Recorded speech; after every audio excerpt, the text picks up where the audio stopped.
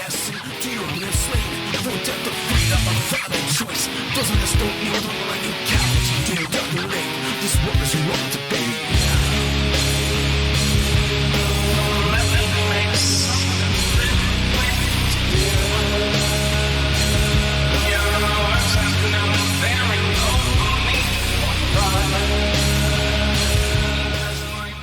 What's up, guys? Our wrestling podcast back at you with another episode. This is Dave Vicious along with Jess the Total Package, Craig the British Bulldog, Joe and Kuzarov this week, bringing you our perspective on the world of professional wrestling. No inside sources, no ties to the industry, just stories from the diehards, sharing opinions with you. Can someone feed me today's topic?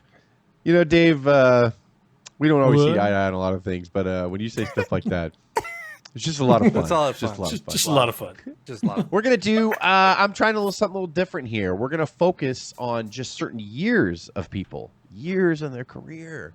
And we're going to focus on the Brain Busters, 1998, or so. Wow, I messed that up. Let me edit that out. We're going to do the focus on the Brain Busters, 1988 to 1989.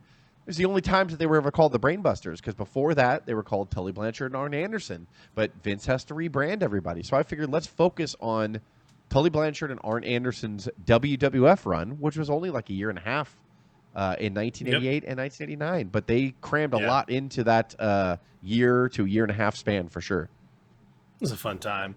For audio fans, give us a listen on Apple, Spotify, SoundCloud, iHeartRadio, Stitcher, and Google Podcast, or watch our videos on YouTube at Our Wrestling Channel. On social media, can you do us a solid and give us a follow on Instagram or Twitter at O.W.P 2019 or on Facebook at Our Wrestling Podcast.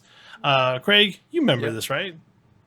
Oh, yeah. Like, it was a huge deal back to seeing, like, NWA's biggest tag team come over.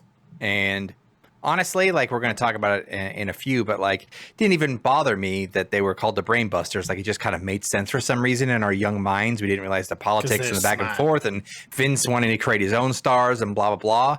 All I knew is, like, we had read a lot of magazines. Yeah. And all you knew is they were the best in the world, and they came in, and it was cool, and to see them in a WWE ring and survive, and we will just kind of see it's a bit of a tumultuous, like, I guess, 18 months, but still, they got the job done. They made history, and it could have been better, but good for them, man. Yeah, man. I love it. Let's jump right in. In late 1988, Crockett Promotions was in the process of selling to Ted Turner. Is that the promoter for Ric Flair's last match? Yes, Crockett is coming back. Conrad has a lot to do with this, by the way. Yes, I have a feeling that his financial money is backing this. So their top tag team, being Crockett Promotions back in 88, and NWA Tag Team Champions were Tully Blanchard and Arn Anderson. But things began to sour behind the scenes for the champions as the National Wrestling Alliance, or NWA, launched its first ever uninterrupted pay-per-view, the Great American Bash. Promoters were attempting to draw a large gate, and according to the DVD Ric Flair and the Four Horsemen, Blanchard had suggested a rematch with the Road Warriors, but instead they were booked against Sting and Koloff, whom they wrestled to a time limit draw on a pay-per-view. That drives me insane. Everything's fine. When the pay-per-view payouts were given out, it was discovered that Dylan, who was their manager, received 3 times the payout of the 2-time World Tag Team Champions. And stop right there. This was that sucks. So I don't know whether that was combined or individually. It does not matter. If J.J. Dillon is making 3 times Tully and Arn, fuck off. So continue. Yeah, what is and by that? uninterrupted pay-per-view, like, this is just the first pay-per-view that they could do that Vince didn't fuck with. It was Survivor Series at one time. It was a Clash versus WrestleMania, and then Vince would fire back, and then he did the first ever Royal Rumble at the beginning of this year, 1988, on USA against their Bunkhouse Stampede pay-per-view, which was a Dusty Rhodes like masturbatory pay-per-view. And so, like, it was just, they were just both going back and forth on each other. And finally, this was kind of their first, besides the original Starcades, the first legit pay-per-view after Vince and them had started kind of going back and forth at each other on pay-per-view, the Great American Bash 1988. So you would think, you know, Tully, like Dave just read, Tully's like, dude, it's us and the Road Warriors. How is it not? How is it not us against the Road Warriors? Because they already botched that up. Starcade 87, they had the match with them and the Road Warriors, and I think it ended in a schmoz. And so, like, that pissed people off because it was in Chicago. People are like, how the fuck can the Road Warriors not go over in Chicago? How could you guys do this? So Blanchard was like, this is your time to make it right. You just rematch us on the Road Warriors. Let someone go over clean. Doesn't matter. Let who. somebody go over. It doesn't matter. They're like, you're no, right, we're thinking more. We're thinking bigger than the Road Warriors. We're thinking, you guys ready? Is everyone sitting down? Nikita Koloff and Sting. And everyone's like, no, seriously, are we gonna have a Hawk and Animal? And our had another beer. You can kind of see the philosophy. Two huge faces. You almost get it, but you're putting the fucking Tully and Arn out to kill for just a face, for like for people that aren't even Road Warriors are faces. right? You put them against the Road Warriors. Road Warriors go over clean. That's it. That's what you do. Yeah, and you get the biggest pop in the world. You're good to go. Yeah. So obviously this was the last straw for Blanchard, who saw this as an insult and immediately prepared to give his notice. Meanwhile, on camera, the champions have begun the feud with the NWA United States Tag Team Champions, the Midnight. So I say, well, if it's gonna pay, I'll do it. The Midnight Express, with the storyline being that Anderson and Blanchard considered the Midnight Express to be ungrateful punks who weren't on their level. So on their way out, we get that nugget. So Cornette kind of scooted in. So I've been listening to a lot of Arn Anderson's podcast recently too, where if anybody doesn't listen to it, they focus in on a month of his career. So like last week was November of 1988. This week was December of 1988. Next week is going to be January of '89, and they've been. Oh my God, are they spacing that shit out on that podcast? Yeah, and every now and then, if there's like a big anniversary, they'll change topics. But for the most part, yeah. October 31st. Arn can just follow it easier. Hit me up. Did you sleep? Did you nap? Did you masturbate? What'd you do? Does, yeah, it's especially back then. Especially that, yeah, it does get monotonous after a while. Because especially back then, you wrestled the same opponent for the entire month on that house show loop. Mm-hmm. So it was like, and then on May 15th, he wrestled. You guessed it. Rick Wiley again. What happened? The Italian Stallion. Hit me up. Guess what? The next day, you guessed it. You wrestled Rick Thorne and the Italian Stallion, and it's like the same person ever. But it's interesting because when Anderson was talking about this point, Anderson was like, we were getting frustrated with creative. They weren't doing anything like fun with us. We didn't have anybody else to wrestle. So Midnight Express, they were U.S. Tag Team Champions and heels. And they put us together, and at first Anderson, but Cornette's so great, the Midnights were so great, so was Anderson, Dillon, and Blanchard, that everyone started kind of getting house shows up just with that tag match. People were coming out to see them going, oh shit, and they were having really good matches, but unfortunately it started happening. It was a little too late, too little too late kind of thing. Blanchard was already pissed. So they actually ended their run here with Crockett's with this fucking fire feud with the Midnights. So it just this is crazy. So we didn't the get this Midnight on Express pay-per-view. won the titles from the Horsemen on September 10th of 1988, as both Blanchard and Anderson gave their notices to Crockett, ending the original Four Horsemen. And according to Blanchard, it was the end of an era.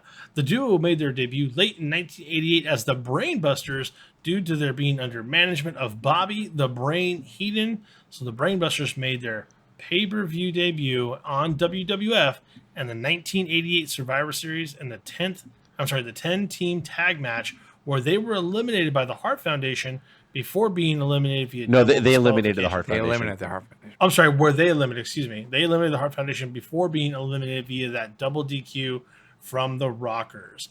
This led to a match with the Rockers on WWF Superstars of Wrestling, where both teams. But actually, just pause right there, Dave, for a second. Sorry. And just talk about the transition from NWA to WWF and a little bit about how Brain Busters, and we've talked about this in other podcasts. Check the library, but they never let them speak. And both these guys were incredible promo guys, and Bobby the Brain Heenan spoke for them. I have no qualms or beef about the name Brain Busters. Kind of love it. Fucking love it. But as far as how they were kind of silenced because they were both great mouths as they kind of started this whole thing, well, there's a reason for that, and Anderson was talking about that too. He was asked what kind of a shock was that? He was like, well, it was a big shock, but he's like, when I didn't look at it on a selfish level, he was like, we were main eventers. We were part of the Horsemen in Crockett's. And Crockett was all about promo skills, improving, no scripts. He's like, from day one when we got to WWF, there was always bullet points. There was not a script like there is today, but he's like, there was definitely bullet points back then because these guys weren't used to the syndicated television. Crockett didn't do his syndicated TV the same that Vince did because they were always on TBS and stuff like that. Vince was syndicated, meaning he had to pay networks. We watched, I think it was Channel 11, Fox out here in Southern California. There's 200 markets, DMA markets. So he's like, basically, we we were learning that when we were cutting the promos, like, oh, as we're wrestling, a box with us and Heenan come up and cut a 20-second promo, and then boom, back to the match. So he's like, everything was so different, like everything. So he's like, we had to learn, like, yeah, he's like, so basically Bobby just guided them. Like, if they would have stayed longer, maybe they would have gotten the opportunity to do that. But Anderson's like, even when Vince started getting really comfortable with us later, he was like, it was still bullet points. It was still, guys, too long. 40 seconds. I don't mean 45. I don't mean 50. 40. Like, okay, sorry, Vince. Like, and just boom. It's kind of crazy to hear him, but he wasn't upset about it. He was like, we're in a different world. These guys were on a way different marketing level than Crockett was, which is why Crockett was going bankrupt and selling to Turner. Like, it's like Vince just had it down. Vince knew I got to shop this shit so that way people will want to come see my live events and get my pay-per-views. Like, it was just, he was like, it was kind of amazing, like, to walk in. Yeah. There you go. That DQ that we talked about earlier with the Rockers led to a Superstars of Wrestling match where both teams were again disqualified before the match could even get started. This kicked off a red-hot series of house show matches with the Rockers. One match in particular on January 23rd of 1989 at Madison Square Garden, where else, was rated one of the 50 greatest matches in the Pro Wrestling Illustrated PWI 10th anniversary issue, where the Brain Busters narrowly defeated the Rockers as Anderson held down Marty Jannetty's legs as Blanchard pinned him. That was the telltale ending of all their matches, I think. Blanchard, up goes Blanchard. However, from the outside, Anderson reaching in and pulls the legs out. He pulled the legs out from under Marty Jannetty. Jannetty is stunned when he hits the deck, and the 3 count goes for the Brain Busters and a W for the man of Bobby Heenan. And you can definitely put that down to experience, because the Busters came through when it was most imperative that they should do. The Brain Busters won a match. When they were also an interesting story. Yeah, I mean, so they go in here right here briefly before they got put with the Rockers, just to get them acclimated and get them on the television loop, because they would tape like 4 or 5 weeks of television in one night, So when the Brain Busters first got introduced, Anderson said that they were at the tail end of one taping, so Vince didn't have them in the cycle. So in the meantime, before they started the next batch of TV tapings on house shows, they were taking on the Young Stallions. So Anderson and Blanchard were like, oh man, these guys are like fucking super talented, and they were. And he's like, they look like $1 million, and so they're like, we know right what to do with it. So Anderson, he said, on the first night they go, and it's a 50-50 match between the Young Stallions and the Brain Busters. Like 50-50 meaning like equal offense. And they get the win in the end or whatever, but they're bumping like crazy for the Young Stallions. They're giving them all kinds of offense and blah, blah, blah. He said he walked to the back, and him and Barry Darso, who we know as Smash, him and Anderson were from Minnesota. They were great friends. So he said that he walks behind the curtain, and he walks back, and he sees Smash, and he's like, hey, come here for a minute. And he pulls Anderson aside, and he's like, hey, don't ever bump for them like that again. That's not what you do here. And Anderson's like, what? And he was like, they're here to make you look good, not the other way around. If you ever want to be fed to Axe and I, he was like, you have to, like, you cannot give them 50%. They have to put you over. Let them do the work. You're not putting them over. And Anderson was like, it blew our mind, because we're like, oh, like the whole time, like, thinking. Yeah, he's like, it was a totally different way that we were done before. So he's like, we were fit into programs here. So like in order for Vince to start looking at them and go, okay, I'm going to put them to the next level. Okay. When was that, Jess? Sorry. It was right. It was right when they came into '88. So Smash pulled him aside and said, hey, if you ever want to be fed to Axe and I, and because the talks already, Axe and Smash hadn't turned face yet, right?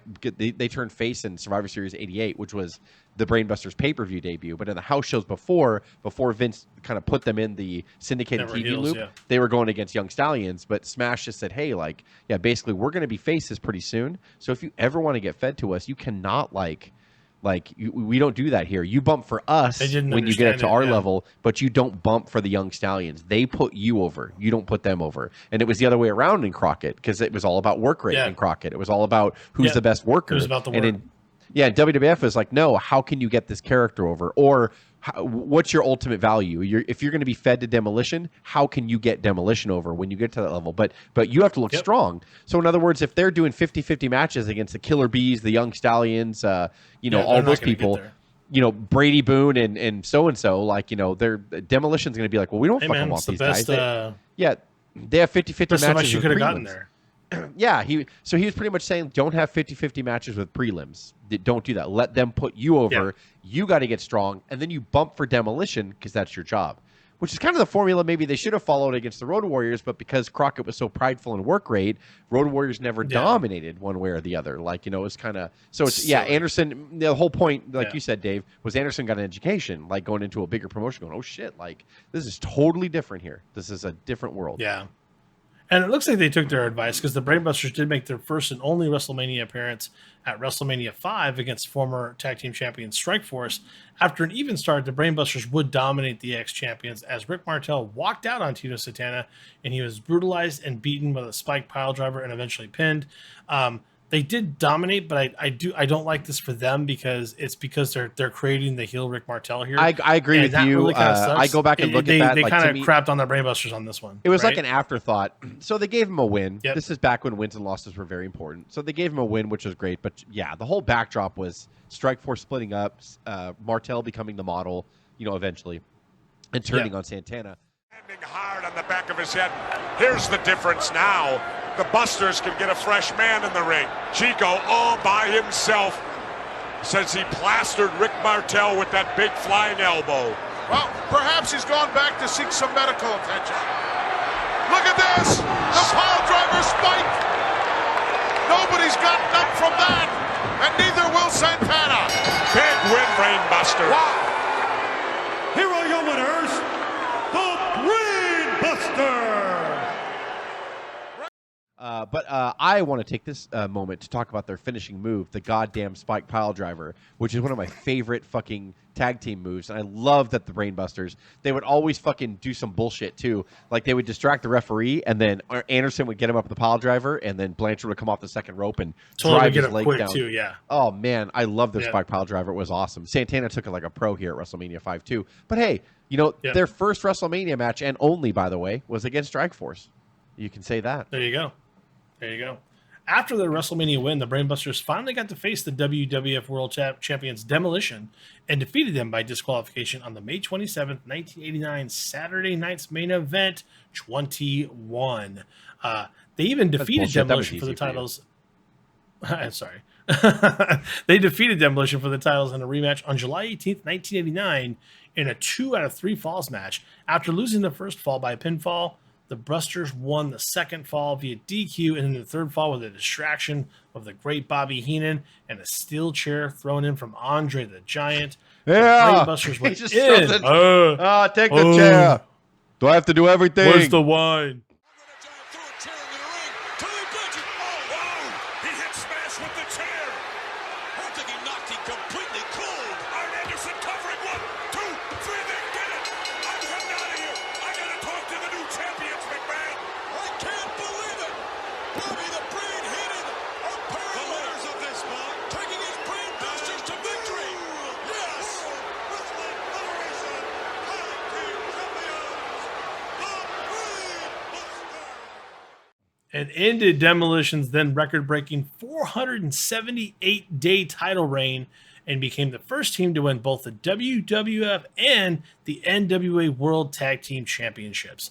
It was also that was big. That was big, letting Brain Busters stop that Demolition and Barry's point to Arn early on. If anybody wants to say that, I'm not saying Vince doesn't. I'm not saying that Vince doesn't bury some talents, but when you really look back on it, the Brain Busters he treated incredibly well. Look at what Dave just read, the record that they broke. Not only the reign of Demolition that they ended, 478 days, but they were the first team to ever win the NWA tag titles and WWF. And then when Flair came in a couple years later, he fucking wins the world title and becomes, I think, only like the second person ever to win both titles. You could argue that this gave Vince the confidence to believe in those guys when they come over. So when people are like, "Oh, Vince always shit on NWA guys," I'm like, the really big ones though? No, he did not. Though? Did not he? Really? Not really. Yeah. And by the way, a little footnote that Jess put here. It's also the first time a title changed hands in a 2 out of 3 falls where one of those was a disqualification, which is pretty interesting. After then defeating the Hart Foundation in a non-title match at SummerSlam, they then lost the titles back to Demolition on October 2nd of 1989 on a Superstars taping of all things, in equally controversial fashion as Blanchard, who was the illegal man, was pinned after receiving the Demolition decapitation finisher, which was also a great finisher. Go back and look those up. I'm sure Jess will show us a still here. But that was a great finisher, I think, too. Being set up.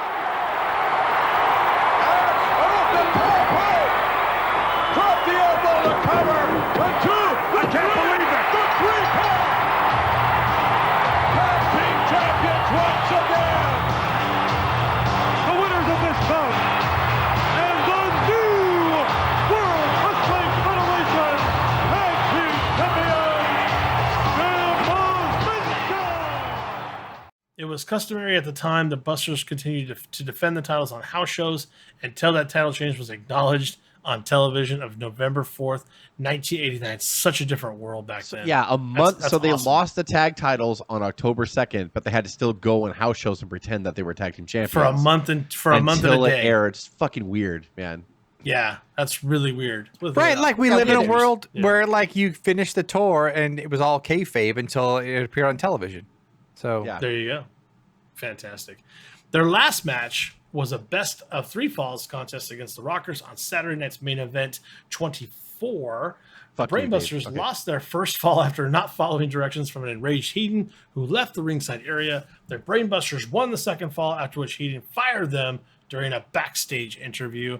The Rockers would go on to win the third and final fall of the match. But on the day of the 1989 Survivor Series, Tully Blanchard fails a drug test, and the lack of a suitable replacement saw him replaced by Heenan, who would wrestle for the first time since WrestleMania 5. Is that when he wrestled the Warrior, by the way, in the suit? No, he wrestled. No, that was for house shows. He wrestled the Rooster. WrestleMania. Oh, 5. that's right, the Rooster. Arn Anderson left the Federation more or less immediately after the pay-per-view and returned to the NWA in December of '89. However, the NWA refused to rehire Blanchard when news of his failed drug test became known, thus ending the Brainbusters for good. Tully would renegotiate a new contract with the NWA a few months later, but ultimately declined what he considered to be a very low offer, reportedly half of the previous verbal agreement, and instead he would sign with the American Wrestling Association, or the AWA, which was still pretty profound back in those days. So really nice. Yeah, at little that piece point, of history here. 88 was getting a little weird. Or AWA. Greg Gagne. Yeah, it's crazy. Yeah. And then, so not only, so the alliance of Anderson and Blanchard ended as the Brainbusters, which I think a lot of people don't think about.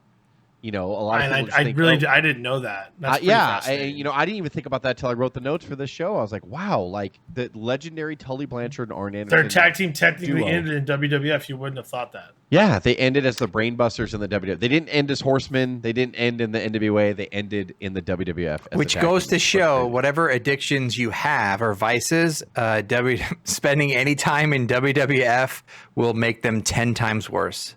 So the Horsemen survived a long time, and Arn and Tully survived a long time, but Tully. Well, yeah, eventually- Flair always talked about the party nights. You know, you got to think it's more than just alcohol, like in those parties and stuff too. And so it's like Flair would cut promos about how much they partied, and then Flair would honestly say it's real life. Like we partied that hard, woo, in real life. Yeah, he lived it, bro. Anderson and He Blanchard lived were it. along for that ride. But yeah, like Craig said, when you go to the WWF, like again, right now is very touchy because Times there's a lot of about stuff. 100. Yeah, it's like, Vince always takes the fall on the drug use and stuff like that. I'm like, but I don't know, like, in a weird way, like, was he... I'm not saying he was as strict as he should have been. I'm just saying that really, like, was Vince the bad guy, like, this whole Yes, time? Like, he was. They can come in... Oh, yeah, okay, he was a bad guy, correct. Let me we rephrase that. we fought back and forth, and then different episodes. Yeah. I still say Yeah, yes. let me rephrase that, though. Like, or maybe... Tully failed this drug test because they wanted him to. I'm not saying he didn't test dirty. He did test dirty, but the timing of the test. If you are could have important been enough, well you do timed. not fail a drug test. If you are dispensable or you are a problem or not, yes, then you will fail the drug So you're test. saying there's a chance. Yeah. I mean, because Shawn Michaels would have been out in his first run. Craig, you and I don't get along a lot, but when you say stuff like that, We have a lot of it's, fun. just, it's just a lot of fun. It's a lot of fun. Like, because Shawn For Michaels audio would have fans- been out in his first run, correct? Well, yeah. With Marty Jannetty. I don't know. So I wanted to say that I really wanted to do this because, like, this is just like a 1.5 year capsule here. A lot of people don't talk about their run here as Brainbusters. People forget about it, I think. Anderson, if you say Anderson and Blanchard, the Horsemen, you think their run is the dominant tag team champions in the NWA Crockett area. And you would be correct in thinking that because that is a huge part of their legacy. However, we just talked about this 1.5 year span where look at all the shit that was crammed in. They beat Demolition after a 400-plus day run. They feuded with the Rockers in some of the greatest tag team matches of all time. not just in WWF history, but of all time. After coming out of a promotion, Crockett, where they all prided themselves on great work, they were still put with a good team. Anderson also spoke about the Rockers, saying like, look, we faced the Midnight Express a lot, and we also faced the Rock and Roll Express a lot. All great teams. Fantastic teams. But when we went in there with the Rockers, Anderson was like right away, we're like, God, these guys are good. And they were young. And that was like the thing where they were kind of blown away a little bit going, holy shit, like these guys are this good and they're this young. Like we could do a lot of stuff. And they had that legendary match on Saturday Night's Main Event that Dave talked about. They had the Madison Square Garden house show, which a popular magazine considers one of the greatest matches ever. Like in the PWI years. They took Demolition off the pedestal in less than 2 years of being there.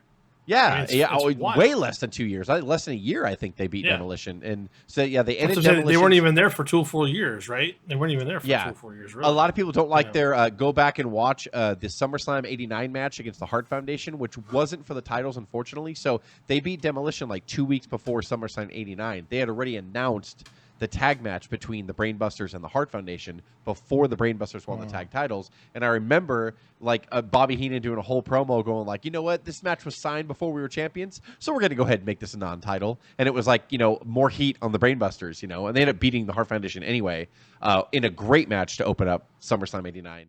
Double axe handle! Anderson got the double axe handle blow!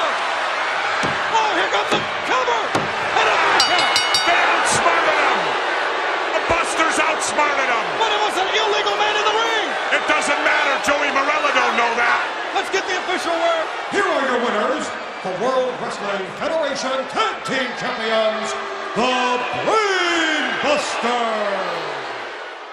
But it was just a whole thing that I just remember their tag run being worked into television. Now we know it's because they were just trying to fit him on the loop and shit. Like they won the titles. I don't know if the title win against Demolition was abrupt or what, but it's just so kind of crazy the way Brainbusters debuted, and then when they won the titles, then they fought the Hart Foundation in some non-title matches, which is weird, and I don't know if it was just to build heat or whatever, but nonetheless, people don't talk about their matches with the Hart Foundation, which was excellent as well. I wish both teams would have faced each other in their prime, because that would have been a fucking stellar program for sure. But there's a lot of nuggets there. Like Dave said too, not a great match WrestleMania 5, but they faced Santana and Martel as Strikeforce. They were there when Strikeforce broke up, and Martel broke out and turned heel. And I bet they liked that payout too. Yeah, something tells me that payout was a little bigger than Great American Bash. Just saying. I would say you're correct on that one. And then they ended up leaving. I think Anderson, but not JJ Dillon's. Yeah. So I think before Blanchard tested dirty, if I remember right on Anderson's podcast, he said, what happened was like they were making good money and everything, but like they were promised more by Vince. Vince gave them the same speech. Well, you guys are going to be champions many times and or whatever. So they lose the titles to Demolition. Like Demolition kind of starts riding off into their whole legacy and all that. And then Anderson was like, well, I mean, what are you going to do with us now? Like, are we going to win the titles again? How are we going to do this? And then Vince was just kind of like, eh. And that's when Anderson and Blanchard were like, all right, we need to start calling like Turner now and start negotiating a new contract, because it looks like Vince just kind of, he says what he says to a lot of people. You're going to be, I see you as champion. I see you as this. You're my future. Oh my God. I think I might even marry you. And you are the next. As Jess said, like you talk about the tag teams we've talked about just in the last 25 minutes of this podcast, from Road Warriors to the Rockers, to the Hart Foundation, to Demolition, to Midnight Express. Unbelievable. Like what a run. Like they were right in the thick of the greatest kind of years of tag team wrestling ever. And I'm glad they got to do the WWF style. And I'm glad it was before Tully kind of burned out. He probably didn't want to wrestle at this point. I think Tully wasn't around much longer after this in AWA. But no, he never really returned to his prominence on like a main stage after that. Unfortunately, he would pop in and out at WCW here and there to do stuff, but he never. Yeah, it was really weird. Yeah, but there's a hidden gem I heard about today too. Is during the run here as the Brain Busters, they pulled. Remember the hidden gem match they found between Bret Hart and that Tom McGee guy. Yeah, that Vince was like looking at the next Hulk Hogan or whatever. Head, right? My next champion. Arn Anderson of all people, while he was with the Brain Busters, Arn Anderson had a singles match out of nowhere against Tom McGee. Weighing 250 pounds, one half of the Brain Busters, Arn Anderson. Et oui, Arnie Anderson. His opponent from Vancouver, British Columbia, weighing 265 pounds, Tom McGee. Where Tom McGee won by countout. And Anderson talked about that on his podcast. He was like, I was just pulled aside. They explained it to me that we trust you. You're a good worker. Get in there and see what this guy's got. Because this was 2 years after that match with Bret Hart. And Tom McGee just kept kind of failing the test after that. Not a Tom drug test, McGee but like, bruised my sternum. Hurt my scrotum. he said, I remember this being a four-finger stinker. What did he say after the match? What was he said, if I remember right, this was a four-finger stinker. And I don't know what that means, but he made me laugh when he said it. And he just said, all that was explained to me before I went in there was like, we're not testing you out for a singles run. We want to see, we trust you as a worker. It's a house show. We want to see what this McGee guy can do. And this was 2 years after the Bret house show match where Bret put him over and did that whole thing or whatever. So they were just still trying. Within 3 years, they were trying to push this Tom McGee. I never knew that Anderson took him on. And I guess it was overseas is when it happened because I guess or it might be American, but they never aired it on American television. I need to go back and listen to the podcast. But when they played the clip from it, they just played the introductions. Ladies and gentlemen, one half of the Brain Busters, Arn Anderson, and his opponent, Tom McGee. And then the host stopped it and said, we're not going to, everything else is in French. So I think it only aired in the foreign market. I think it was taped here and never made television here. And it just aired in the foreign market or whatever. So this match, that's fascinating. I guess this footage didn't exist until 2015 when finally some guy on a French market said, oh, he posted it on YouTube. And then that's when everyone's like, holy shit, Arn Anderson fought Tom McGee? No fucking way. And so I guess it's been led. God bless YouTube, except for us when they take shit down. Go fuck yourself. Yeah. Sorry. I had to fit that in there because I forgot to say that in the main part of the you got to say it every episode, so. And we'll leave it there. For audio fans, give us a listen on Apple, Spotify, SoundCloud, iHeartRadio, Stitcher, and Google Podcast. Or watch our videos on YouTube at our wrestling channel. I think it's called Stupid YouTube now, apparently. On social media, can you give us a follow on Instagram or Twitter at O.W.P 2019 or on Facebook at Our Wrestling Podcast. For Jess and Craig, this is Dave with the O.W.P signing off. Have a good one.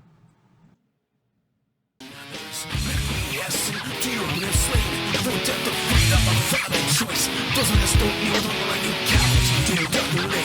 This war is wrong to pay.